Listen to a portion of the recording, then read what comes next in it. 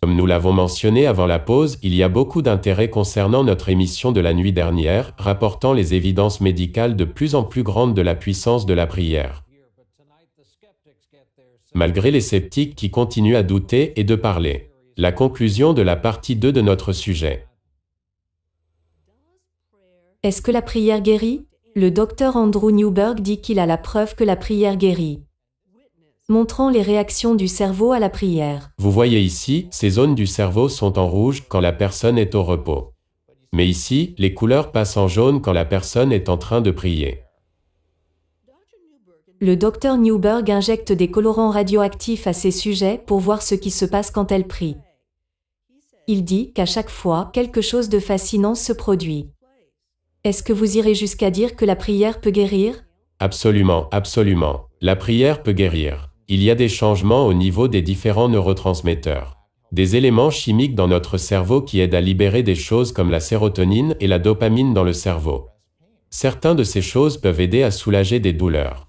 Les résultats des recherches du docteur Newberg sont dans son livre. Ce sont des centaines d'études des dernières décennies. Alors que le corps médical a un nouveau regard sur le rôle de la religion dans la médecine moderne. Donc, pourquoi cela n'existe pas dans les officines des médecins? Les médecins demeurent réticents. Ils ont été pratiquement formés pour mettre cela de côté. Dr Henry Sorel avait l'habitude d'être l'un d'eux. Mais maintenant, il dit qu'après avoir revisé plus d'une centaine d'études, il a changé de vue. Plus on est religieux et plus grand est le bien-être.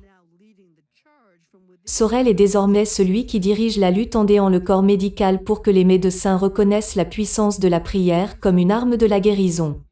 Comme dans les études de l'université Duke qui a reconnu que ceux qui prient journellement ont 40% moins de chances d'avoir une hypertension. D'autres études disent que la prière peut réduire la dépression et l'anxiété.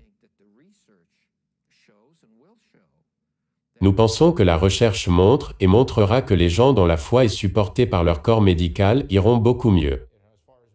À notre connaissance, ce n'est pas un remède contre le cancer. Cela ne va pas guérir quelqu'un d'une maladie cardiaque. Nous ne pouvons pas dire aux gens de prier pour aller mieux.